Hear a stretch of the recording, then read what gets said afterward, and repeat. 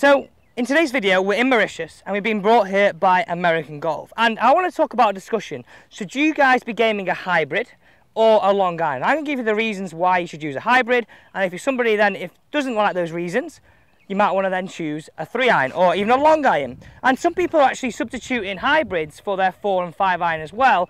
And this actually could be a way for you to go to help raise your game. Now, you might be thinking, well, why are you choosing here? Well, this is the reason. This is the shot that I face.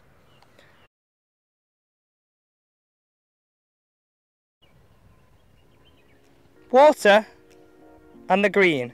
And this is the actual reason why. George Coetzee has his own plaque here. Have a look at that. So I thought it'd be a really good thing to talk through the reasons for a hybrid, the reasons for a long iron, and help you make a decision when you're buying a club next. And I didn't miss it here. Whoa, no.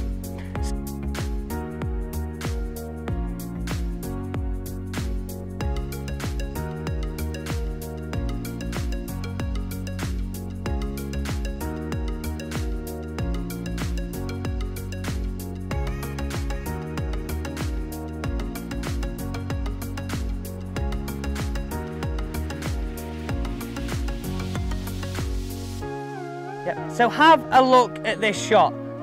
Pretty intimidating, right? So what is the difference between technology in a hybrid and a long iron? Let's start with the hybrid. So if you're someone who hits your long irons, we're going to class that as kind of 6, 5, 4 iron and possibly 3, all are relatively same distance. And I see this in kind of higher handicap players who don't have high club head speed, because 1, they're hard to hit, 2, they're hard to get in the air, so the launch angle is always pretty much similar, so the carry then becomes pretty much similar. I find very little difference between people's 6, 5 and 4 irons, especially if you're a high handicap player. So what technology is in here? Well, in a hybrid, 1, you're going to see it's a bigger head. So if it's got a bigger head, the ability for the company to move the weight around the head is easier.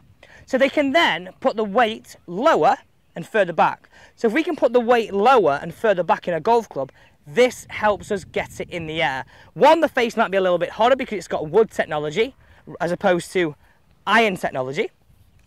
But having that weight lower and further back will help you get that ball in the air. Other things is that generally hybrids will come with a graphite shaft. Again, going to promote helping a little bit more club head speed, almost acting like it's like a fairway would, okay?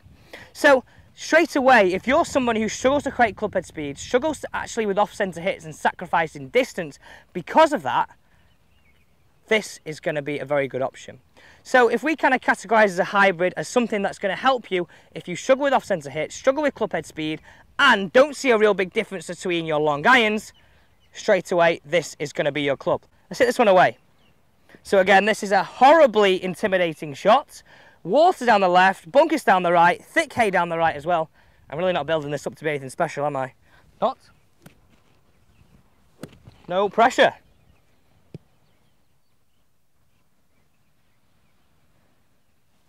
I think I hit that good. Get off it, wind. Get off it.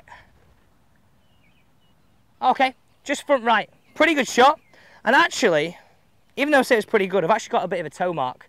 So it was sort of fighting the wind, but then went on the wind. So straight away, it's proving itself. Proof is in the pudding. Off-centre hits are not going to be as hard done to as it would be with a long iron. So as you can see, this long iron, not a long back on it, smaller head, definitely harder to hit if you're someone who hasn't got that club head speed and struggles striking the ball with those long clubs, because ultimately, when we've got a long iron, we have to be so precise in our strike. Our sweet spot becomes a little bit smaller in an iron. So therefore, to get what we should out of an iron, we've got to have a good strike. Other things is the fact that it hasn't got a lot of loft on the club. So if you haven't got a lot of loft on the club, how do you get the ball in the air? A lot of speed and a good angle of attack. So a lot of speed and a good angle of attack will help us, accompanied with the loft, get a little bit more spin, ultimately get the ball in the air, help you hit the club the distance you want to hit it.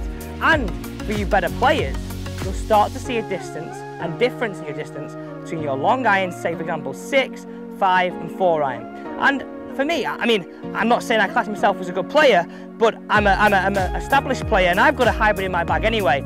So if you actually just want to make golf a little bit easier, that could be an option as well. Okay, so fair to say that was a good shot. Okay, I got away with it. Let's hit the long iron. So this is my 3 iron.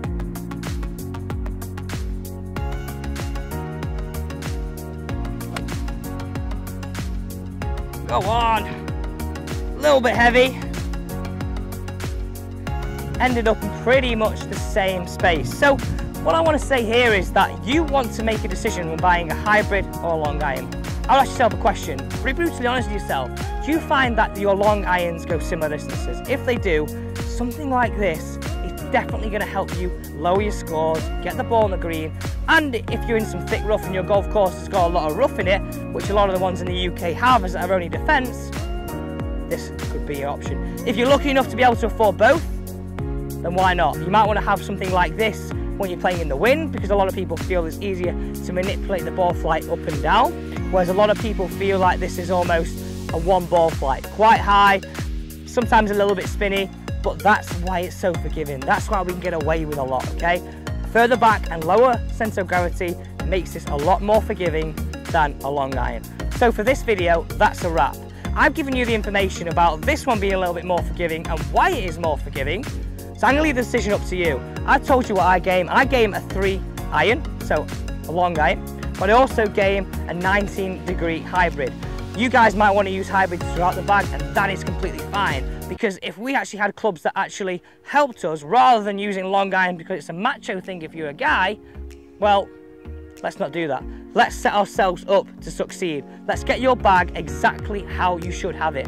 Thank you for watching. Don't forget, if you love this content, smash the subscribe button down below and see you next time. So, look where these finished. Both next to each other, both with an opportunity to get it up and down to that flag. No reason I didn't miss it here. Whoa, no. Today's video wasn't the reasons why you should buy it, wasn't the reasons why you should buy long irons or hybrids. It was just giving you the reasons and what actually goes into a long iron, technology-wise. What goes into a hybrid, so hopefully when you're buying one next, or you're thinking of going utility, iron or hybrid, helps make a decision. But also, if you're someone who's kind of struggling with the game and you feel like you need a little bit of help, there's no reason why you shouldn't go and add in maybe a 6 and 5 iron or even 4 iron into those hybrid clubs. Definitely help you lower your scores and enjoy your golf more.